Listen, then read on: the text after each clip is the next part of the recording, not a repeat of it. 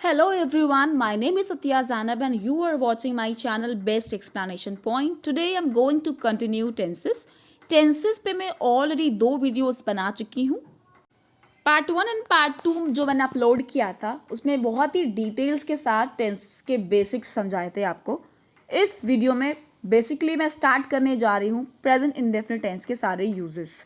जिसने भी part 1 part 2 नहीं देखा है उसको आप पहले देखिएगा, क्योंकि मैं आपको कई बार ये बात बोलती रहती हूँ कि टेंसेस 10 मिनट में या 1 घंटे में पढ़ने वाली चीज़ नहीं है. टेंसेस पे कमांड करने के लिए आपको ग्रेजुअली स्टेप बाय स्टेप चलना पड़ेगा, क्योंकि टेंसेस एक पूरा सिस्टम है. क्योंकि टेंसेस को पढ़ के आप क्या कमांड लेते हो? सेंटेंसेस को फ्रेम करना. सेंटेंसेस को फ्रेम करने का मतलब है पूरी एक लैंग्वेज सीखना. तो ऑब्वियसली लैंग्वेज सीखने के लिए आपको 10 मिनट का या 1 घंटे का कोई मैजिक काम नहीं आएगा, राइट. आपको gradually step by step command लेना है टेंसेस पे. पार्ट 1 पार्ट 2 मैंने बहुत बेसिक से स्टार्ट किया है. पहले आप उन वीडियोस को ज़रूर देखिएगा, तब इस पार्ट 3 में आइएगा. Now without wasting time let's get started. जैसे कि पिछले वीडियो में यानी पार्ट 2 में मैंने आपको बताया था कि प्रेजेंट इंडेफिनिट टेंस में कौन सी फॉर्म ऑफ वर्ब यूज़ करते हैं. 4 फॉर्म्स ऑफ वर्ब्स होती हैं. पहली वर्ब एसोरियस फॉर्म जो कि हम लोग सिंगुलर सब्जेक्ट के साथ यूज़ करते हैं. दूसरी वर्ब फर्स्ट फॉर्म जो कि हम लोग प्लूरल सब्जेक्ट के साथ यूज़ करते हैं. एंड इसके negative forms does not verb first form, do not verb first form. For example they go, they do not go. She writes a letter, she does not write a letter. Apart from this I told you कि do not, does not, did not इन तीनों के साथ first form का use किया जाता है. तो ये सारी बातें मैंने बहुत अच्छे से आहिस्ता आहिस्ता आपको पार्ट 2 में समझाया था. मैं यहाँ पे सिर्फ रिकॉल आपको करा रही हूँ कि प्रेजेंट इंडेफिनिट टेंस का क्या फॉर्म ऑफ वर्ब था, क्योंकि इस पार्ट 3 में हम सीखने जा रहे हैं कि प्रेजेंट इंडेफिनिट टेंस हम लोग कहाँ कहाँ यूज़ करते हैं. इस बात को मैं एक तरीके से और कह सकती हूँ, जो कि कहना भी चाहिए मुझको, वही सही तरीका है बोलने के लिए. हम ये सीखने जा रहे हैं कि हमको वर्ब एसोरियस फॉर्म कहाँ यूज़ करनी है, यानी कौन से सेंटेंसेस ऐसे होंगे जहाँ पे हमको form of verb s or es form लेनी होगी, या फिर वर्ब फर्स्ट फॉर्म लेना होगा, या इसके negative does not verb first form या do not verb first form लेना होगा. Now without wasting time let's get started. Let's understand when do we use present indefinite tense. तो टोटल 12 टेंसेज होते हैं. पार्ट 1 में मैंने आपको बताया था इन 12 टेंसेज के इंडिविजुअली अगर आप यूजेस सीखोगे कि भाई प्रेजेंट इंडेफिनिट टेंस का कहाँ कहाँ यूज़ होता है या प्रेजेंट परफेक्ट का कहाँ कहाँ यूज़ होता है, तो बहुत सारे यूजेस होते हैं. मैंने आपको वहाँ एक बात समझाई थी कि अगर आप कॉमन लेवल पे देखोगे इंडेफिनिट टेंस, चाहे वो प्रेजेंट हो, चाहे वो पास्ट हो, चाहे वो फ्यूचर हो, एक सेम यूज़ तीनों में मिलेगा आपको, जो कि था रूटीन एक्शंस. अब ये बात जो मैं बोल रही हूँ ये उन लोगों को नहीं समझ में आ रहा होगा जिन्होंने पार्ट 1 नहीं देखा है, और जिन्होंने पार्ट 1 देखा है उनको अच्छे से क्लियर हो रहा होगा कि मैम क्या बोल रही है. इसलिए मैं बार बार बोल रही हूँ नए बच्चों से कि पार्ट 1 ज़रूर देखिएगा, तब इसको स्विच करिएगा, ठीक है. तो भाई मैंने वहाँ आपको बताया था कि इंडेफिनिट टेंस का जो बेसिक यूज़ होता है, या कह सकते हैं ब्रॉडली जो हम यूज़ करते हैं, वो होता है रूटीन एक्शंस के लिए. तो भले ही वो प्रेजेंट का इंडेफिनिट हो, पास्ट का इंडेफिनिट हो, फ्यूचर का इंडेफिनिट हो, वन ऑफ द यूजेस आपको ये मिलेगा कि इन तीनों का ही यूज़ हम करते हैं रूटीन एक्शंस के लिए. प्रेजेंट इंडेफिनिट है तो प्रेजेंट के रूटीन एक्शंस, पास्ट इंडेफिनिट है तो पास्ट के रूटीन एक्शंस. जब फ्यूचर इंडेफिनिट पढ़ेंगे तो उसमें सबसे पहले यूज़ यही पढ़ेंगे कि फ्यूचर के रूटीन एक्शंस के लिए फ्यूचर इंडेफिनिट टेंस का यूज़ करते हैं, ठीक. तो फिलहाल हम पढ़ने जा रहे हैं कि प्रेजेंट इंडेफिनिट टेंस के कहाँ कहाँ यूज़ होते हैं, राइट. और कई सारे यूजेस में आपको रूटीन का टच दिखेगा, क्योंकि मैं आपको पहले समझा चुकी हूँ कि इंडेफिनिट टेंसेस बेसिकली यूज़ किया जाता है रूटीन एक्शंस के लिए. देखिए सबसे पहला यूज़ होता है टू एक्सप्रेस रेगुलर और हैबिचुअल एक्शंस, यानी उन एक्शंस को एक्सप्रेस करने के लिए जो हम रेगुलर तौर पे करते हैं या फिर जो हमारी हैबिट्स होते हैं. जैसे आई get up early and have breakfast, यानी मैं सुबह जल्दी उठता हूँ और नाश्ता करता हूँ. तो नाश्ता करने के लिए, उठने के लिए जो फॉर्म ऑफ वर्ब आप यूज़ करोगे वो प्रेजेंट इंडेफिनिट टेंस होना चाहिए, क्योंकि प्रेजेंट इंडेफिनिट टेंस का यूज़ ही किया जाता है रेगुलर एक्शंस या फिर हैबिट्स को एक्सप्रेस करने के लिए. और in regular actions, habitual actions का इंडिकेशन आपको मिलेगा इन वर्ड्स के ज़रिए. दिए गए सेंटेंसेस में होगा always, ever, never, occasionally, every day, twice a month, on Sundays, on Tuesdays. तो ये सारे वर्ड्स आपको इंडिकेट करेंगे कि ये जो एक्शन है वो हैबिट के तरीके से होता है या रूटीन के तरीके से होता है. फॉर एग्जाम्पल वो हर महीने 2 बार यहाँ आता है, तो हम जो वर्ब यूज़ करेंगे वो यूज़ करेंगे verb s or es. He comes here twice every month. मैं हर दिन इंग्लिश स्पीकिंग प्रैक्टिस करता हूँ। तो ये कैसा काम हुआ? रूटीन का। लेकिन रोज़ का है, रोज़ प्रेजेंट में ये काम किया जाता है, तो किससे एक्सप्रेस करेंगे? Present indefinite. I practise speaking English every day. कौन सी फॉर्म ऑफ वर्ब हम यूज़ कर रहे हैं? बेसिकली वर्ब एसोरियस यूज़ कर रहे हैं या वर्ब फर्स्ट फॉर्म। आई प्लूरल है तो हमने verb first form practice use किया। ही सिंगुलर था तो हमने वर्ब एसोरियस कम्स यूज़ किया। आई प्लूरल था तो हमने गेट यूज़ किया। अंडरस्टैंडिंग? सो पहला यूज़ आपने क्या सीखा? वर्ब एसोरियस या वर्ब फर्स्ट फॉर्म का, या ये कह सकते हैं प्रेजेंट इंडेफिनिट टेंस का, कि जब हम हैबिट्स को शो करते हैं या रेगुलर एक्शंस को शो करते हैं तो हमें वर्ब एसोरियस फॉर्म यानी कि प्रेजेंट इंडेफिनिट टेंस यूज़ करना होता है। सेकेंड यूज़ है जब कभी हमको जनरल ट्रूथ्स को एक्सप्रेस करना होता है, यानी ऐसे सच जो जनरल लेवल पे सच ही हैं उनको लोग एक्सेप्ट करते हैं। तो जो जनरल ट्रूथ्स होते हैं वो भी एक रूटीन वाइज ही हो गया। भाई कोई चीज़ है हमेशा वो एप्लीकेबल है, इसका मतलब रूटीन में है, हमेशा वो एक जैसी ही रहती है, तो ऑब्वियसली वही टच आ रहा है। तो यानी कि जनरल ट्रूथ्स को भी एक्सप्रेस करने के लिए हम यूज़ करते हैं वर्ब एसोरियस का। A chemical reaction takes place in the fuel cell. तो यहाँ पे वर्ब एसोरियस हम क्यों यूज़ किया? Because we want to show general truths. तो सेकेंड यूज़ क्या हुआ? जनरल ट्रूथ्स को शो करने के लिए हम प्रेजेंट इंडेफिनिट टेंस का यूज़ करते हैं। या फिर यूनिवर्सल ट्रूथ्स हो तो भी हम प्रेजेंट इंडेफिनिट टेंस का ही यूज़ करते हैं। For example earth revolves around the sun. तो रिवॉल्व्स में कौन सी फॉर्म ऑफ वर्ब यूज़ की है हमने? Verb s or es form. ठीक है, तो जनरल ट्रूथ्स हो या यूनिवर्सल ट्रूथ्स हो या हैबिचुअल फैक्ट्स हो, तो फैक्ट्स को ट्रूथ्स को एक्सप्रेस करने के लिए वर्ब एसोरियस फॉर्म का यूज़ किया जाता है। इसी तरीके से जो थर्ड यूज़ है वो ये है कि कोई ऐसी सिचुएशन जो कि परमानेंट है उसको एक्सप्रेस करने के लिए भी हम यूज़ करते हैं वर्ब एसोरियस। अगेन आप अगर डेप्थ में जाके सोचो, एक ऐसी सिचुएशन जो परमानेंट सच है वो आपका एक रूटीन एक्शन ही तो हुआ, राइट? फॉर एग्जाम्पल ये ट्रेन दिल्ली से मुंबई जाती है तो हमेशा जाती है, तो इस ट्रेन का वो क्या हुआ? रूटीन हुआ कि नहीं? तो बोलने का तरीका अलग है, टच वही आ रहा है कि रूटीन एक्शंस के लिए ही हम प्रेजेंट इंडेफिनिट का यूज़ करते हैं। तो थर्ड यूज़ क्या हुआ? To express a situation that is permanent, यानी हमेशा वो काम होता रहता है। फॉर एग्जाम्पल हमारा ऑफिस का जो फेस है वो ईस्ट की तरफ है, तो हम क्या यूज़ करेंगे? Verb s or es form. Our office faces the east. Next use है प्रेजेंट पीरियड को इंडिकेट करने के लिए, यानी कभी कभी हमें ऐसे इवेंट्स को, एक्शंस को, सिचुएशंस को एक्सप्रेस करने की ज़रूरत पड़ती है जो कि at the time of speaking true है, ठीक, और विच मे कंटिन्यू इनडेफिनेटली। ये कंफर्म नहीं है कि आगे भी चलेंगी, लेकिन फ़िलहाल ऐसा होता है, यानी कि वो हमेशा के लिए सच बात तो नहीं है, ना ही वो हैबिट्स हैं किसी की, लेकिन फिर भी जब हम उसको बता रहे हैं किसी को तो आजकल वैसा बना रहता है, यानी आजकल का वो रूटीन है, राइट?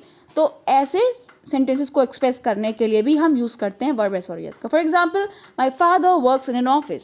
क्या पता एक महीने बाद वो ना काम करें, यानी जो बात लिखी ना, विच में कंटिन्यू इनडेफिनेटली। इनडेफिनेट मतलब नॉट कन्फर्मली, राइट?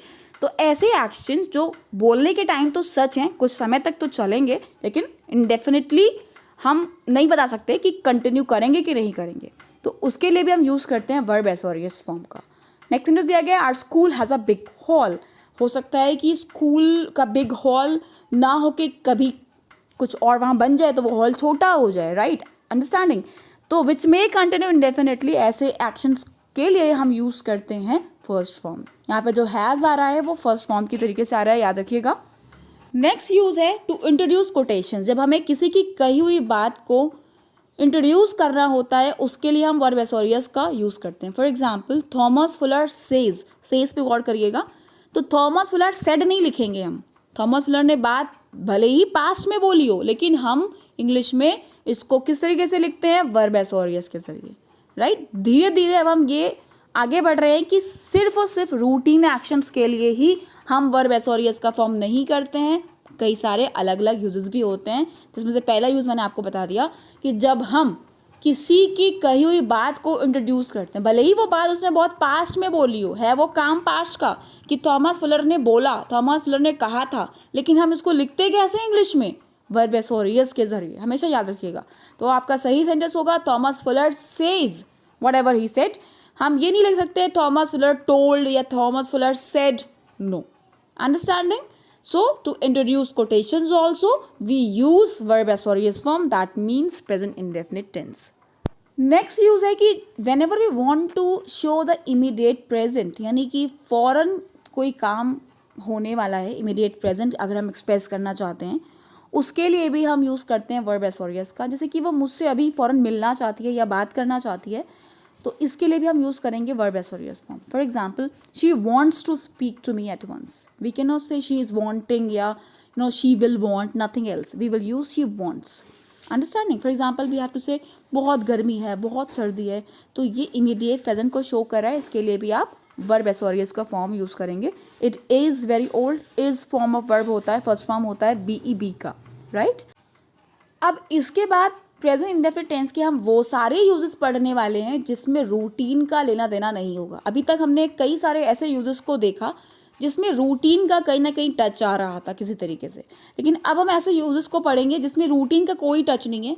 तभी मैंने आपको पार्ट 1 में बताया था कि बेसिक उसका यूज़ होता है रूटीन, या कह सकते हैं ब्रॉड लेवल पे हम रूटीन एक्शंस के लिए ही यूज़ करते हैं इंडेफिनिट टेंस को, लेकिन अलग अलग भी यूजेस होते हैं।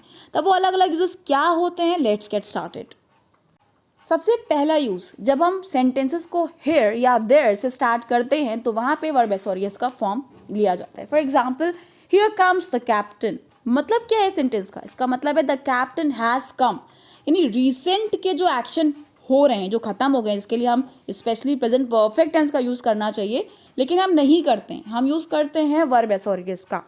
अगर हम ये कहना चाह रहे हैं देखो कैप्टन आ पहुंचा है, कैप्टन आ गया है, तो हम उसके लिए हेयर से स्टार्ट करते हैं और वर्ब एसोरियस का फॉर्म यूज़ करते हैं। Here comes the captain, it is equivalent to the captain has come. You can also say that the captain has come और the captain has arrived, but अगर हम here से start कर रहे हैं सेंटेंस को तो फिर हमको यूज़ करना पड़ेगा वर्ब एसोरियस। हियर से स्टार्ट करने पर we can not say here has come the captain, no, not at all, right. Next example है देयर गोज द ट्रेन, इसका मतलब हुआ देखो ट्रेन जा रही है, तो यहाँ पे सेंस आ रहा है कॉन्टिन्यूअस का, ट्रेन जा रही है, लेकिन तब भी हम क्या यूज़ कर रहे हैं, वर्ब एसोरियस फॉर्म। तो यही मैं आपको समझाना चाह रही हूँ, ये रूटीन से हटकर यूजेस हैं, राइट। तो रिसेंटली पास्ट एक्शन जो हो गए, यानी जो अभी अभी खत्म हुए हैं, जिसके लिए हम प्रेजेंट परफेक्ट टेंस का यूज़ करते हैं, उसका सब्स्टिट्यूट होता है वर्ब एसोरियस फॉर्म जब हमें हियर से स्टार्ट करना होता है। जैसे अभी हमने ऊपर लिखा here comes the captain, that means the captain has come. Similarly for the progressive action, but immediate present में कोई काम हो रहा है, हमें स्पेशली स्टार्ट करना हो देयर से, ध्यान रखिएगा, तो फिर हम उसमें यूज़ करते हैं verb s or es form. We can not say there is going the train, no, this will be wrong, but the meaning of there goes the train is going see. So whenever we want to show, we want to demonstrate, देखो ऐसा हो रहा है या देखो ऐसा हो गया है, तो उसके लिए हम यूज़ करते हैं वर्ब एसोरियस। तो आपका यूज़ क्या कहलाएगा कि जब कभी भी हमें हियर या देयर से स्टार्ट करना होता है सेंटेंस को, वहाँ पे हम यूज़ करते हैं वर्ब एसोरियस फॉर्म का। The next use is in dramatic narratives, जब कभी भी हमको ड्रामा के एक्शन को या फिर किसी ओपरा के एक्शन को, ओपरा भी एक तरीके का प्ले होता है जिसमें कैरेक्टर्स गाना गा के अपना रोल प्ले करते हैं, तो कोई प्ले हो, ड्रामा हो या कोई ओपरा हो, इनमें जितने भी एक्शंस होते हैं उनको डिस्क्राइब करने के लिए हम यूज़ करते हैं प्रेजेंट इंडेफिनिट टेंस का। मेन आपको फोकस करना है नरेशन पर, नरेशन वर्ड पे। जब हम किसी को कुछ बताते हैं, राइट, अब बताने में भले ही सेंस आ रहा हो रहा रही का, भले ही सेंस आ रहा हो किसी और चीज़ का, लेकिन हमें for sure, for compulsorily we have to use present indefinite tense. For example, अगर हमें कहना है कोई फिल्म स्टार्ट होने जा रही है और मैं स्टेज पर हूँ, मुझे नरेट करना है इसके एक्शन को लेकर, मुझे बोलना है कि इस फिल्म में अमित सेंट्रल रोल प्ले कर रहा है या अमित सेंट्रल रोल प्ले करेगा, तो हिंदी में भले ही सेंस आ रहा हो कैसा, कर रहा है, करेगा, राइट, लेकिन इंग्लिश में हम लोग वर्ब एसोरियस ही यूज़ करेंगे। We will say in the film Amit plays the central role. We will not say Amit is playing the central role. That will be wrong to say. Okay? Similarly, जब कभी भी commentaries वगैरह display की जाती है, तो commentaries के लिए चाहे वो रेडियो पर हो, चाहे वो टेलीविजन पर हो या किसी स्पोर्ट इवेंट पर हो, कमेंट्रीज के लिए भी हम यूज़ करते हैं वर्ब एस और ई एस का। फॉर एग्जाम्पल, जो भी कमेंट्री कर रहा है, अगर उसको ये बोलना है कि ऑडियंस बेसब्री से इंतजार कर रही है, राइट? तो कर रही है के लिए हम आईएनजी नहीं यूज करेंगे, ठीक है? क्या यूज करेंगे? Verb s for example, the audience waits anxiously for the function to start. It's wrong to say the audience is waiting anxiously for the function to start. That will be wrong. Again, here comes a chief guest with a garland around his neck. देखो chief guest आ गए हैं या आ रहे हैं, ठीक है? तो क्या सेंस आ रहा है? here के साथ एक ऐसे एक्शन का जो चल रहा है या अभी अभी हुआ है, मैंने आपको अभी यूज बताया था. तो यहाँ पे हम क्या यूज कर रहे हैं? वर्ब एस और का. तो याद रखिएगा, जब कभी भी किसी ड्रामा को नरेट करना हो, कमेंट्रीज करनी हो, टेलीविजन पर हो, रेडियो पर हो, स्पोर्ट्स इवेंट पे हो, पब्लिक फंक्शन पर हो, इन सब के लिए strictly we have to use verb s for es form. अब आप गौर से किसी क्रिकेट की या किसी फुटबॉल की कमेंट्री को ध्यान से सुनिएगा, या कमेंट्रीज अवेलेबल भी होती हैं गूगल पर, पढ़िएगा आप, तो देखिएगा वहाँ पे वर्ब एस और यस फॉर्म यूज होता है, राइट? इसके अलावा न्यूज़पेपर, इंग्लिश न्यूज़पेपर की बात कर रही हूँ, उसमें जो हेडिंग्स होती हैं उसमें भी हम वर्ब एस और यस का यूज़ करते हैं, क्योंकि उसमें भी एक तरीके से हमको नरेट करना होता है. अगर हमें कहना है कि प्राइम मिनिस्टर दिल्ली विजिट करेंगे अगले महीने, तो इस तरीके से नहीं आती है हेडिंग कि prime minister will visit Delhi next month. Heading क्या लिखी होती है? Prime minister visits Delhi next month, ठीक है? तो याद रखिएगा, नरेट करने के लिए या कमेंट्रीज के लिए या न्यूज़पेपर हेडलाइंस के लिए हम यूज़ करते हैं वर्ब एस और यस का. तो अब आपको लग रहा होगा कि सिर्फ और सिर्फ रूटीन एक्शंस को एक्सप्रेस करने के लिए ही हम वर्ब एस और यस का यूज़ नहीं करते हैं, ये सारे भी यूजेस होते हैं. अब इन्हीं में से नेक्स्ट यूज़ आने जा रहा है, फ्यूचर के एक्शंस के लिए भी हम सिंपल प्रेजेंट टेंस का यूज़ करते हैं. तो किसी भी फ्यूचर एक्शन को एक्सप्रेस करने के लिए ऑलरेडी हमारे पास एक टेंस मौजूद है, विल वर्ब फर्स्ट फॉर्म, जो कि बिल्कुल सही है, लेकिन इसका सब्स्टिट्यूट होता है प्रेजेंट इंडेफिनिट टेंस. तो किसी फ्यूचर के एक्शन को एक्सप्रेस करने के लिए हम यूज़ करते हैं वर्ब एस और यस फॉर्म या फिर verb first form. For example, what do we do next month, it is equivalent to what will we do next month. हम अगले महीने क्या करेंगे, राइट? तो what will we do is equal to what do we do next month. तो यहाँ पे what do we do next month एक रूटीन को नहीं शो कर रहा है, ये फ्यूचर एक्शन को शो कर रहा है, राइट? तो भाई प्रेजेंट इंडेफिनिट टेंस का अब जो यूज़ हम पढ़ रहे हैं वो ये पढ़ रहे हैं कि हम फ्यूचर के एक्शंस को एक्सप्रेस करने के लिए विल वर्ब फर्स्ट फॉर्म की जगह पर प्रेजेंट इंडेफिनिट टेंस का भी यूज़ कर सकते हैं. For example, the college reopens next Monday. It does not talk about routine. It does not talk about habits, right? It is, we are talking about the future action. कि college Monday को खुलेगा. The college will reopen on next Monday. But we are not writing like that. We are using verb as or yes form. The college reopens next Monday. और आप ध्यान देना, जितने भी अच्छे बड़े इंस्टीट्यूट्स होते हैं, राइट, वो लोग कभी भी will verb first form नहीं लिखते हैं, ठीक? जब उन्हें कुछ नोटिस देना होता है बच्चों को, राइट, जो कि रिटन में दिया जाता है, उसमें हमेशा ऐसे ही लाइन चलती है, the college reopens next Monday. Last but not the least important use of present indefinite tense is we use this tense to show conditional clauses और the time clauses. Conditional sentence क्या होते हैं आपको पता होगा, एक ऐसा सेंटेंस जिसमें हम किसी कंडीशन, किसी शर्त की बात करते हैं और उस कंडीशन के पूरा होने पर क्या कॉन्सिक्वेंस होगा, क्या रिजल्ट होगा, उसकी बात करते हैं. फॉर एग्जाम्पल, अगर मेहनत करोगे तो पास हो जाओगे, अगर तुम डॉक्टर को दिखा लोगे तो तुम्हें आराम आ जाएगा. तो ये जो सेंटेंसेस हैं जिसमें हम लोग कंडीशन को डिस्कस कर रहे हैं, उसका रिजल्ट डिस्कस कर रहे हैं, इंग्लिश में जो फ्रेम करते हैं सेंटेंसेस, इनको कहते हैं कंडीशनल सेंटेंसेस.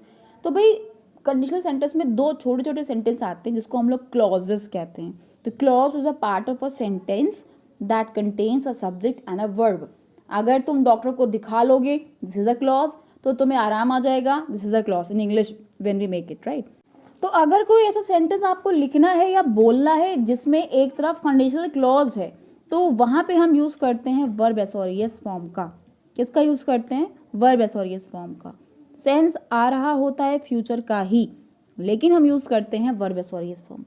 फॉर एग्जाम्पल, अगर मेहनत करोगे तो सेंस आ रहा है फ्यूचर का, लेकिन हम इसको विल वर्ब फर्स्ट फॉर्म से नहीं बनाते हैं, हम लिखते हैं इफ़ यू वर्क हार्ड, यानी कि हम यूज़ करते हैं प्रेजेंट इंडेफिनिट, जिसमें हम यूज़ कर रहे हैं first form, you will succeed. जो कंडीशनल क्लॉज होगा, यानी जिस तरफ कंडीशन दी होगी, वहाँ पे आपको यूज़ करना होगा present indefinite tense. Next example is अगर तेज नहीं चलोगे तो लेट हो जाएगी तुम्हें, तो unless you walk fast, we can not say unless you will walk fast, ठीक है, दैट विल बी रॉन्ग। तो भाई हमने क्या सीखा अभी, हमने ये सीखा कि कंडीशनल क्लॉजेस में हम फ्यूचर इंडेफिनिट टेंस का सेंस आने के बावजूद भी यूज़ करते हैं प्रेजेंट इंडेफिनिट टेंस का। कंफ्यूज मत होइएगा, इससे पहले भी मैंने आपको ये सिखाया कि फ्यूचर एक्शन को एक्सप्रेस करने के लिए हम यूज़ करते हैं प्रेजेंट इंडेफिनिट टेंस का, लेकिन वो सब्स्टिट्यूट होता है, वहाँ पे आप सिंपल फ्यूचर भी यूज़ कर सकते हैं, विल वर्ब फर्स्ट फॉर्म। जैसे कि अभी हमने पढ़ा था the college reopens next Monday, it is also correct, the college will reopen on next Monday, और what will we do next month, right. This can be written in future indefinite tense also, but ये जो मैं आपको बता रही हूँ ना conditional clauses में जो हम यूज़ करते हैं वो हम स्ट्रिक्टली वर्ब एसओरियस ही यूज़ करेंगे, हम यहाँ पे विल वर्ब फर्स्ट फॉर्म का यूज़ बिल्कुल भी नहीं कर सकते। ये सेंटेंस गलत हो जाएगा, if you will work hard unless you will walk fast, right. तो बस यही है कि अगर क्लॉज में कोई कंडीशन दे रखी है और फ्यूचर का सेंस आ रहा है तो फ्यूचर के सेंस के लिए आप फ्यूचर इंडेफिनिट ना यूज़ करके प्रेजेंट इंडेफिनिट यूज़ करते हो। अब इसी चीज़ को हम इस तरीके से बोल सकते हैं कि अगर आपको टाइम क्लॉजेस दिया जाए, टाइम क्लॉजेस घुमा फिरा के है कंडीशनल क्लॉज ही, बस उसमें टाइम की डिस्कशन होगा, शर्त टाइम वाली लगी होगी। फॉर एग्जाम्पल, जब तुम मुंबई आओगे तो मिलने ज़रूर आना, so when you will come to Mumbai नहीं, when you come to Mumbai, right. तो कंडीशनल क्लॉज हो चाहे वो टाइम क्लॉज हो, कुल मिला के अगर कंडीशन दी गई है किसी क्लॉज के जरिए तो बच्चा वहाँ पे आप विल वर्ब फर्स्ट फॉर्म नहीं यूज़ करोगे, that will be absolutely wrong, right. For example, wait there until I come back, तो इस सेंटेंस में कंडीशनल क्लॉज कहाँ है, अंटिल के बाद, जब तक मैं ना लौट आऊँ, तो बस उसके लिए आप क्या यूज़ करेंगे, वर्ब की फर्स्ट फॉर्म जो कि प्रेजेंट इंडेफिनिट होता है। तो wait there until I come back. I wish आपको सारे यूजेस अच्छे से क्लियर हो गए होंगे, मैंने एक एक यूज़ को बहुत डिटेल्स के साथ समझाया है। चलिए मैं आपके थोड़े से सेंटेंसेस के जरिए प्रैक्टिस करा देती हूँ, बाकी आप खुद से करिएगा। कुछ भी प्रॉब्लम आए तो मुझे कमेंट बॉक्स में लिख के ज़रूर पूछिएगा। देखिए यहाँ पे आपको कुछ सेंटेंसेस दिए हुए हैं, इसमें आपको suitable form of verb fill करनी है। अगर आपसे ना भी कहा जाता कि present indefinite tense form fill करना है तो भी आप गौर करेंगे, सारे सेंटेंसेस आपको कहीं ना कहीं हिंट दे रहे हैं। जो यूजेस मैंने अभी आपको सिखाए हैं ना, आपको सब हिंट मिलेगी सेंटेंसेस में, जिससे आप पहचान लोगे कि अच्छा हमको यूज़ करना है verb s or es form. For example, sentence number 1 में देखो लिखा हुआ है एवरी आवर। एवरी आवर का मतलब हो गया हर घंटे, यानी ये एक रूटीन वाली बात हो गई, यानी बसेस हर घंटे यहाँ से निकलती हैं, तो इसीलिए हम प्रेजेंट इंडेफिनिट टेंस का यूज़ करेंगे। तो आंसर होगा रन फर्स्ट फॉर्म, क्योंकि बसेज आपका प्लूरल है तो हम यूज़ करेंगे रन। नेक्स्ट आप अगर गौर करो, एप्पल्स ऑटम में पकते हैं, तो यानी ये उनका क्या है, एक जनरल ट्रूथ है, राइट। इस वजह से यहाँ क्या यूज़ करना है हमको, प्रेजेंट इंडेफिनिट टेंस। तो यहाँ पर भी गेट आंसर होगा, क्योंकि प्लूरल है एप्पल्स, तो फर्स्ट फॉर्म लेंगे, apples get ripe in autumn. Next sentence में मीना का एक रूटीन बताया जा रहा है कि वो अक्सर क्या करती है, वो डांस परफॉर्मर है, तो Meena dances on the stage. 4 sentence में लिखा हुआ है नॉर्मली वर्ड आया है, ये भी इंडिकेट कर रहा है कि एक रूटीन है। जो लास्ट बस है वो मिडनाइट पर निकलती है, तो यहाँ क्या होगा answer, leaves verb s or es form हम यूज़ करेंगे। 5th सेंटेंस में दिया गया है कि वो 8 बजे खाना नहीं खाता है, तो ऑब्वियसली ये भी क्या है, एक हैबिट है, रूटीन है।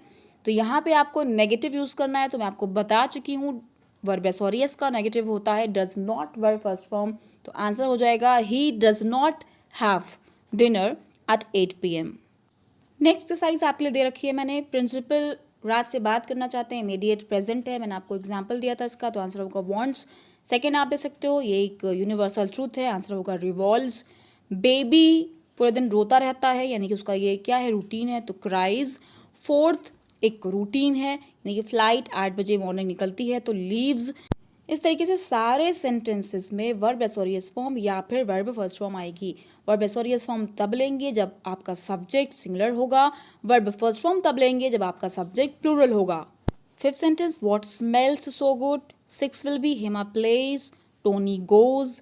8th सेंटेंस देखिए कंडीशनल सेंटेंस है, बताया था मैंने अभी आपको, if it rains, we can not say if it will rain, if it rains. 9th will be takes care, there comes, ठीक है, अभी मैंने बताया था आपको हेयर देयर जब सेंटेंस स्टार्ट होता है वर्ब एसोरियस फॉर्म लेते हैं। So there comes the topper of a school, I get up at 7 AM, Emmy rarely leaves, cows give, my granny cooks, the birds chirp, the boys study hard, the teacher meets, the movie resumes. देखिए the movie resumes within a few minutes. It is showing the future action कि movie कुछ ही minutes में दोबारा से start होगी, right? तो future action के लिए हम क्या यूज़ कर रहे हैं? Verb s form. The movie resumes. The fluffy clouds fly, the dogs bark at night, which is universal truth. Part 3 tenses का आपको कैसा लगा प्लीज़ मुझे कमेंट बॉक्स में लिख के ज़रूर बताइएगा. पार्ट 4 में मैं प्रेजेंट कॉन्टिन्यूअस टेंस के सारे यूजेस को कवर करूंगी. Till I come with my next video, keep loving my channel, keep watching it. Please like, share and subscribe. Thank you for watching.